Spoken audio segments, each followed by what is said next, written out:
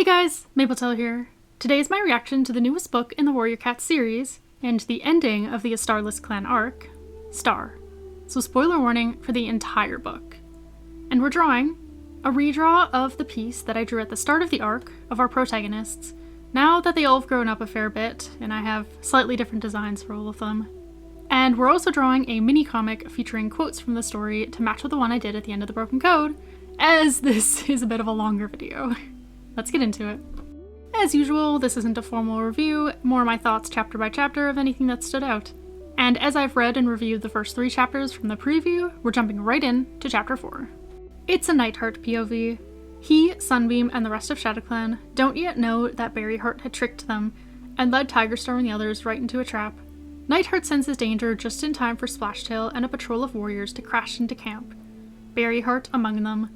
Splashtail says he's here to help ShadowClan, just like they helped RiverClan not long ago, saying they'll be much happier when he becomes leader of both clans. Yikes! Unsurprisingly, a battle breaks out. Sunbeam is devastated that her family really is on Splashtail's side, but is still able to form a plan to get Mothwing and Duskfur out of camp for their protection. Nightheart fights Lizardtail, and we learn a little bit more about why RiverClan is following Splashtail. For Lizardtail specifically, Splashtail has already killed his son Hairlight. He can't risk turning on him and losing Gorseclaw too. As for everyone else, Splashtail sounds like he's holding the Kits and Havenpelt hostage, and if RiverClan doesn't fight by his side, he'll start killing the kittens one by one. Actually horrifying. Even worse, Nightheart realizes that Havenpelt is the sole RiverClan queen right now, so those are all her kits, and she is also Splashtail's mother. So starting to understand why RiverClan is so afraid. I know he's a horrible cat, but to threaten to murder his baby siblings? That's a whole other level. ShadowClan is losing badly, but thankfully Sunbeam returns, with a ShadowClan border patrol with her. Chapter 5. The battle is still going poorly, so Sunbeam sends a reluctant Nightheart to ThunderClan for help. About time. Cinnamon Tail tries to escape with her kits, but is stopped. And then, so is the battle, with RiverClan victorious.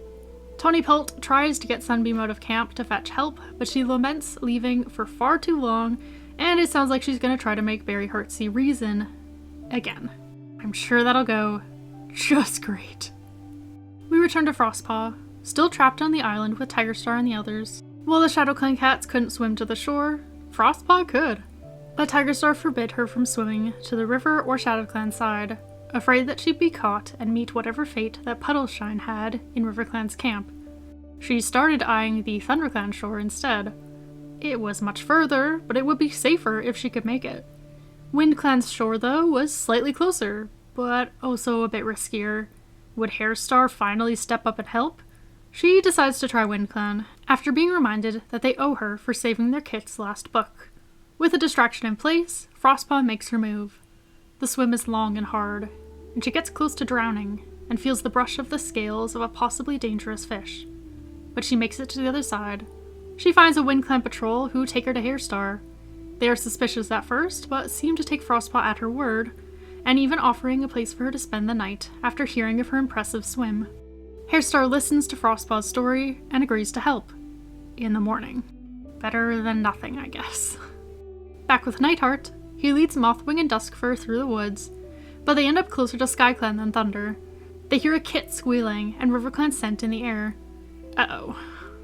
Nightheart follows the sounds and finds RiverClan warriors, with stolen SkyClan kits. So it's giving discount Broken Star?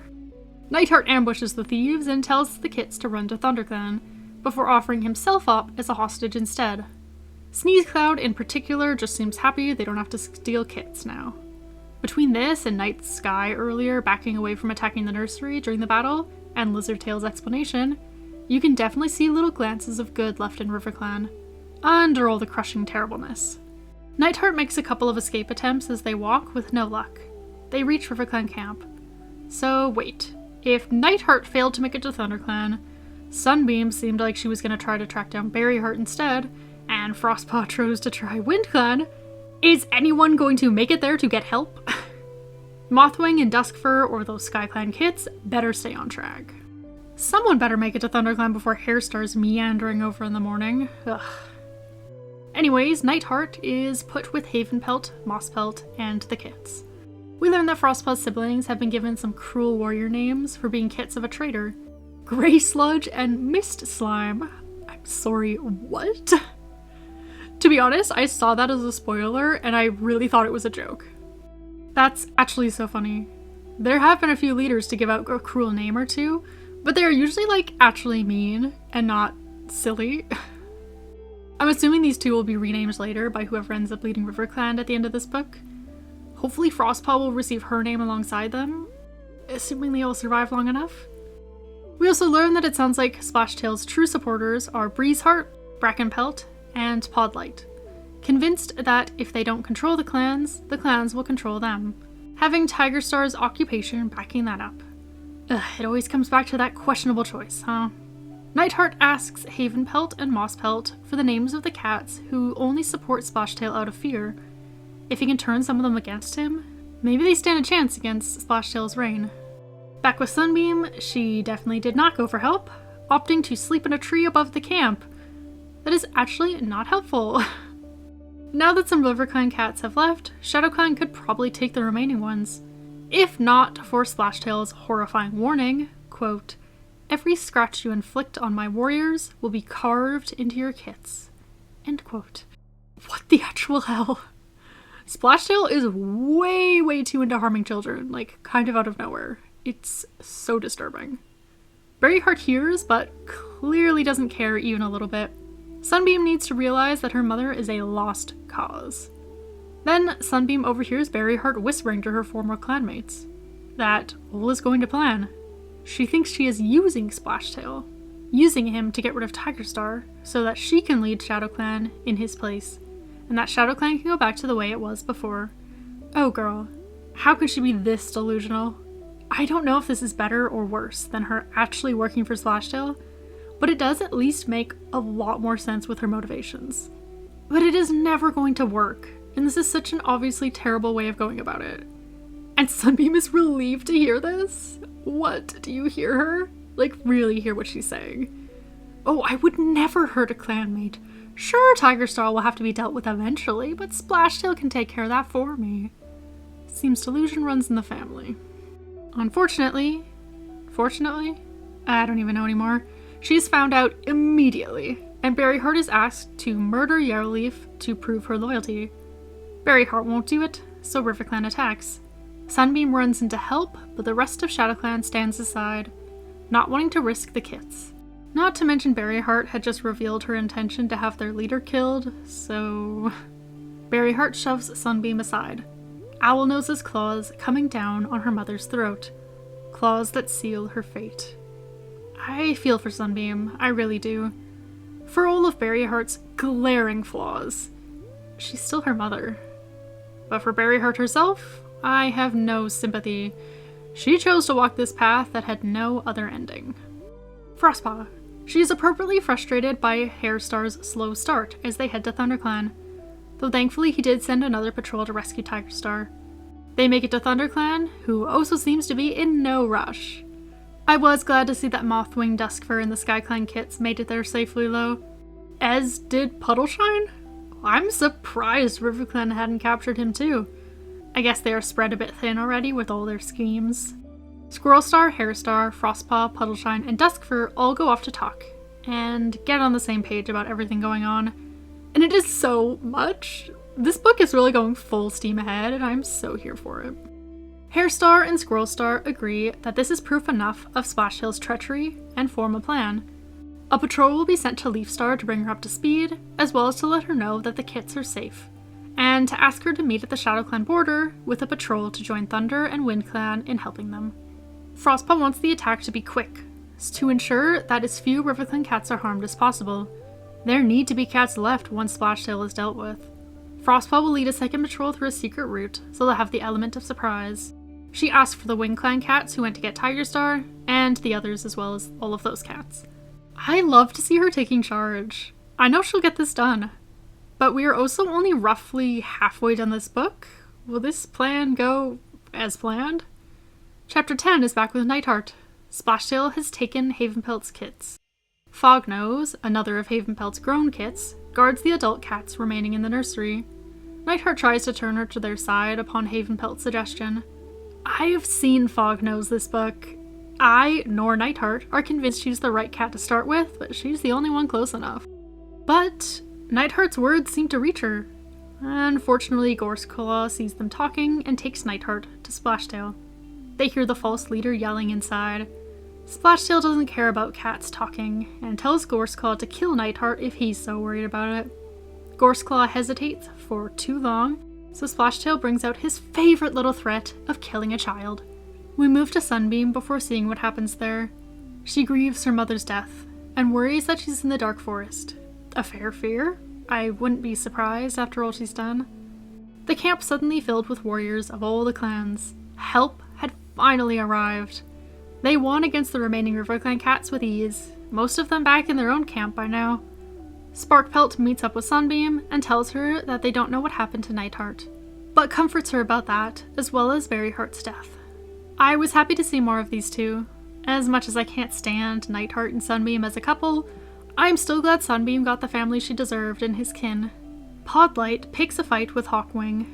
But aside from that, the rest of RiverClan cats seem to be willing to work with the other clans to save their own. It's a tricky situation, because it's not as simple as winning a battle. They have to drive out Splashtail before he can harm the kits. This isn't a battle patrol if they can help it. It's a rescue mission. Owlnose was sent ahead to see if he could turn more RiverClan cats before sending in the cavalry. The vibes are off when everyone enters the camp.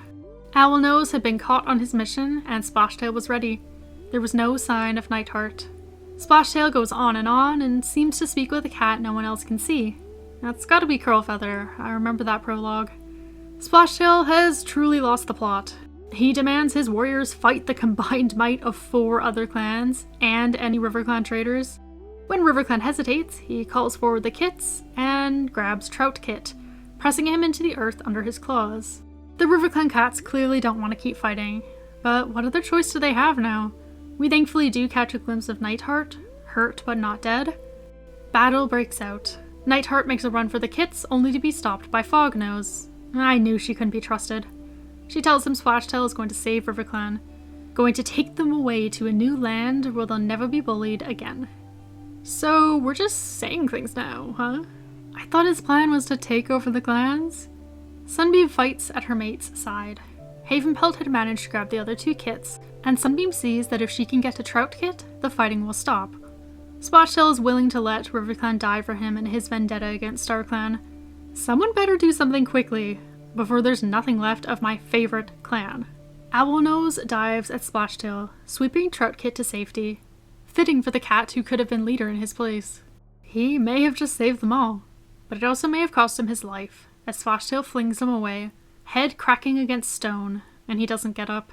Splashtail makes a run for it, grabbing another kit, Float Kit, on the way out. So close. Also, can I just say, if Splashtail, actually kills a kit like he's been threatening to, it would really add to the stakes here. So far, he's just been all threats and no real murder. Frostpaw waits outside of the camp with a backup patrol. She goes to take a look at what's happening as they hear the battle raging on. The sound of fighting turns to that of panic, and I can see where this is going. She sees Splashtail on the run with the kit. Mallownose on his tail, but also with Fognose close behind. Frostpaw is definitely going to have to step in here. The warriors fight as Frostpaw swims after Splashtail. She catches up to him and demands he drop the kit. More cats appear across the river. If Frostpaw can just hold him there for a moment, it'll be enough. The two argue about Splashtail's outlandish plans to leave with RiverClan so they won't be destroyed by the other clans, which was never what was happening. Frostpaw slashes at Splashtail, surprising him enough to release Float Kit. She fights Splashtail with everything she has, buying the kit time to run, but she is clearly outmatched. It's a scary scene. I'm sure the memory of his previous attempt on her life weighs heavy on her. Lightleap reaches her just in time, joining the fight. They are still losing though. He nearly kills Lightleap, but Frostpaw stops him, only for her to be the focus of his brutal attack once again. She's dying. Quickly, claws and teeth in her pelt, ripping whatever they can. Just then, she hears Hairlight's voice. reminding her of their warrior training together. She gets Splashtail to lose his balance and tears her claws at his belly. She does enough to break free, and he is shocked by his injuries, having underestimated the younger cat. In this moment of surprise, she slices at his heels, causing him to fall. Splashtail speaks to who I'm assuming is Curlfeather, saying he'll be free of her at last in StarClan. He thinks he's going to StarClan. That's adorable. If Curlfeather did enough to end up in the Dark Forest, then Splashtail doesn't stand even the slightest chance. He truly believes he saved RiverClan. That is wild. He tries and fails to get up as he bleeds out. Then, he dies. Frostpaw actually killed him? Now, I'm impressed. Frostpaw suddenly feels the extent of the damage as she falls unconscious. Please, please, please, let that be all that this is. I cannot lose another protagonist like this. I won't do it. Chapter 13. How are there still 10 more chapters? What else is gonna happen? We're back in RiverClan camp with Nightheart. He and Sunbeam are badly hurt as well, and things are tense and unsure in the camp. Arguments break out, mostly between the RiverClan cats, but are interrupted by Splashtail's body being brought into camp. Floatkit is reunited with Havenpelt. Yay. Now where's my poor girl? Another body is brought into camp. Gray fur, drenched in blood. Frostpaw. Nightheart and Sunbeam rush over to their friend, who is still breathing. Ah!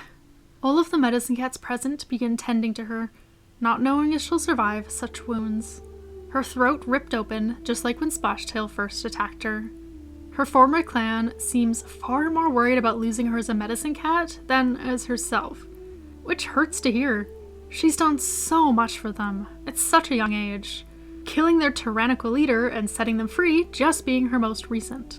Maybe let's worry about her getting healed because we care about her, not just because she can talk to StarClan for you, More arguing breaks out as Splashtail's supporters continue to back him after his death. The rest of RiverClan want them gone, as does Tigerstar, who steps in to exile them. A choice? Him taking control like this was partially what started all of this. Let RiverClan exile them on their own, oh my god, not helping. I'm glad to see them leave, but I wish that wasn't quite how it went down. Just felt unnecessary. Nightheart heads to ThunderClan to rest, while Sunbeam heads to ShadowClan to bury her treacherous mother. That's what we see next. Her family help her dig a grave and say goodbye. After some convincing, said family is allowed to rejoin ShadowClan. That night, the clan holds a vigil for Berryheart. They speak of her and it's pretty mixed, but they mostly try to hold on to the good memories. I'm glad Sunbeam calls her out on her bad decisions too, though. We return to Frostpaw. I'm grateful there is something to return to here as she wakes up. She's in pain, but that means she's still alive. A peaceful mist swirls around her as she lets go of the need to save her clan. It's not on her anymore. It's up to them to move forward on their own paws. She realizes she is no longer alone. She recognizes her mother's pelt. For a moment, she sees her as Splashtail had. Face torn, pelt bloodied. But all that fades away, and she looks like the mother she once knew again. Frostpaw is able to confront the mother who betrayed her, and Curlfeather is able to explain her reasoning. She'd been trying to help her, protect her, give her power. All things Frostpaw didn't want, or already had. The vision faded for a moment, Mothwing telling her she was safe, before it took hold again. She sees Splashtail, bleeding and furious, before Curlfeather reappeared. They walked together, seeing RiverClan camp, the warriors worrying about their future. It seems Frostpaw's fate is still up in the air after all. She has to want to return to the world of the living, the pain making it difficult. She sees Sunbeam grieving, and her with Nightheart. She sees the SkyClan Queen Blossomheart with her kits back safely. She passes between these visions, and being in the medicine cat den with Mothwing. Curlfeather tries to explain herself, saying RiverClan needed a change, needed a strong leader. They just can't see eye to eye on just about anything. Though Curlfeather is sorry she trusted Splashtail, and that Frostpaw was hurt. But she mostly misses the point and isn't able to acknowledge all the harm she caused. Her injuries begin to return as she fades away again, back into the dark forest. Back with Nightheart, He patrols with his apprentice Wafflepaw, who I completely forgot about. It's been a week since everything went down. It sounds like Gorseclaw and Lizardtail have been staying in ThunderClan since. I can understand them wanting to get out of RiverClan, but they should be sticking together, rebuilding what they can. But things are so uncertain, while Frostpaw is still out of the picture. At Mothwing's request, due to the loss of so many RiverClan warriors, a patrol of all the clans visits to help with the rebuilding efforts. Nightheart among them. I was surprised to hear that Greypaw and Mistpaw were staying with SkyClan while their sister was at death's door. Kinda harsh. We get Sunbeam's POV for the gathering. It's been a half moon since Splashtail now. Night Sky was staying with WindClan, and Frostpaw has yet to recover. Nightheart and Sunbeam may not understand why she might not want to, but I do. She has been through far too much, and will have to go through even more as the fate of her clan weighs on her shoulders if she awakens. But someone has heard from StarClan, Frecklewish and Kestrelflight. The message is clear. If the frost cannot stay, the river will dry. If Frostpaw doesn't recover, RiverClan is doomed to fall apart completely. I was thankful to hear that RiverClan will be left to make their own choices, though, in this uncertain time. I have to believe with Mothwing that Frostpaw will recover, even after hearing she is growing weaker. After the gathering, Mothwing gets a chance to speak with Sunbeam, and tell her about Berryheart's arrival in RiverClan when she was badly injured. She had been asking over and over again for Sunbeam. It's a comfort for her to hear that her mother still loved her, even if she hadn't shown it in a long time. Frostpaw. She's still struggling in the mist alone. She breaks through it, seeing a light. Of a two-legged den? Curious. She sees a starving cat heading for it. She isn't able to stop him from going inside. The mist took her again. What was that? Are we meant to recognize the scene, or is this something new? She then scents the river. She sees it, and a storm, and a Tom drowning. More cats appear, being swept away. A cat screeches for Emberstar. She tries to help, but the mist takes over her vision once again. This time she sees a golden spotted cat, and a cat like Brambleclaw. It can only be Leopardstar and Tigerstar, the original one. Are we seeing RiverClan leaders of the past? Things change again. We're in RiverClan camp now. We see Darktail forcing Reedwhisker to join him. We then see Splashtail stalking Reedwhisker. RiverClan has had a difficult history, to be sure. The visions disappeared and are replaced with Riverstar. He tells her these are moments when RiverClan might have disappeared forever. Frostpaw thinks she has done enough to ensure RiverClan's survival now, but her work isn't done, and Riverstar shows her that. But he shows her more than just that. All the clan camps, destroyed, deserted. This is somehow the future if Frostpaw doesn't wake up right now. Frostpaw doesn't believe she can do it. It's too much. Just then, Tree appears. When he agreed to try to reach her at the gathering, I kinda thought it would definitely not work. But here he is. He tells her that RiverClan needs her, but she doesn't have the strength. She can't keep giving everything to the clan she loves, but has shown her so little love in return. Nightheart. He goes with Lizardtail, Gorseclaw, and Sunbeam to see how Frostpaw is doing. Nightheart points out that maybe Frostpaw will be more willing to return if her clanmates show they actually care for her, not just what she can do for them. Nightheart and Sunbeam do a much better job of that. Back with Sunbeam, she and Fernstripe get Lizardtail and Gorseclaw to realize their want to switch clans wasn't for the right reason, and they decide to go home.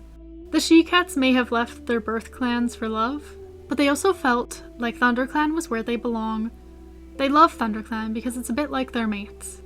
I adored Sunbeam's line of, "You're lucky I like you because you're warm and funny. Fernstripe likes Shellfire because he smells like leaves." Peak comedy. That night, Duskfur brings news. Frostpaw is getting worse. Much worse. We return to the cat in question, hopefully not to say goodbye. She sees her father, Jayclaw. He tells her she's not dead yet, but can stay with him if she likes. He makes some pretty good points. That she deserves to be happy. That her responsibility is to herself. Maybe if the rest of her clan had shown her such love and acceptance, she wouldn't be on the verge of choosing death over going back to them. She's about to agree when Tree interrupts and Jayclaw fades away. She desperately doesn't want to, but she agrees to go back to RiverClan. She's still the only one that can save her beloved clan. She'll never forgive herself if they disappear after her death. I can only hope they start treating her the way she deserves. I expect nothing but kindness and support for her from now on. She tries to return to her body, but it's been too long, and she's so tired. Tree has an idea and leaves. J-Claw tried to show her StarClan, but she hears the faint sound of singing? She follows the song, makes it back to her body, and opens her eyes. The den is filled with her loved ones, her clan all around her. Tree explains that he used a method he's seen the sisters do, getting all the she-cats who love her to sing to her. That's so lovely.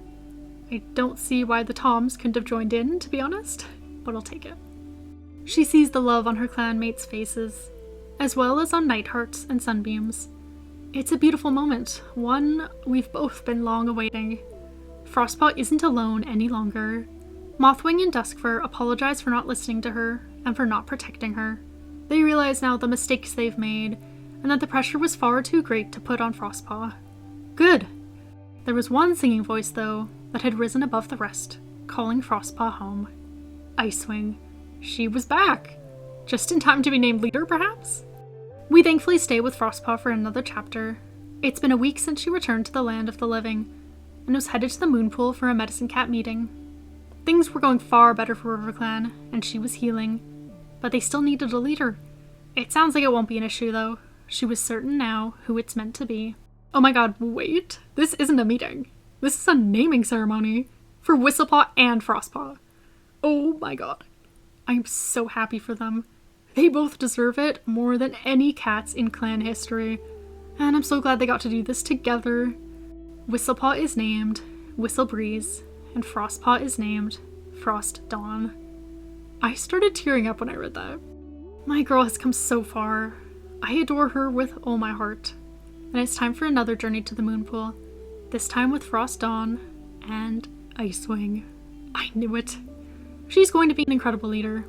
I didn't realize one of the exiled cats, Breezeheart, was her child. That must have been tough to come home to. At least daughter Night Sky came home. Icewing and Frost Dawn talk all the way there, and it only assures me further that this is the right choice for RiverClan. These two will work very well together, and RiverClan's future looks bright for the first time in a long time. The 9 Life ceremony was beautiful. J-Claw gives a life for intuition, Reed Whisker for sensing danger, Hairlight for forgiveness, Leopard Star for humility, Mudfur for wisdom, Willowshine for the strength to resist evil influences, River Star for tranquility, Crooked Star for resilience, and Misty Star for courage. Icewing no longer, now Ice Star. It was wild to see this from Frost Dawn's POV. As well, I know most of these cats very well. She knows most of them only from vague memories of stories. The clan is pleased when they return home, and I totally forgot this means we're getting a new deputy too. Seems like Frost Dawn also forgot. I was surprised when she chose Owlnose, but I understand her reasoning once she explained. He had the self-awareness to turn down leadership before, and has only grown since then. I think he'll do a good job. We get even more excitement as Greypaw and Mistpaw receive new names. Grey Sky and Mistpool. Perfect. Frost Dawn is also acknowledged for showing courage far beyond her calling in all she's done for RiverClan. For some reason, this isn't the final chapter of the book. I guess we have to set up the next arc, but please let nothing horrible be about to happen. It's nearly New Leaf now as we get a final Nightheart POV. Surprise, surprise. Sunbeam is expecting his kits. They talk about names with Finchlight and Sparkpelt, and Nightheart huffs at the fire-themed suggestions, but isn't really all that upset about it anymore. They decide to wait until the kits are born to choose names just for them. Low-key would have preferred ending the book a chapter ago, but I am glad we got a farewell to these two. Thanks for watching! I fully read this book in one sitting, which probably tells you a fair bit about how much I liked it. I thought it was a perfect ending for this arc. Super engaging and satisfying. Really no big complaints worth bringing up right now. I will especially miss reading from Frost Dawn's POV, and I hope we get an important role for her moving into Arc 9.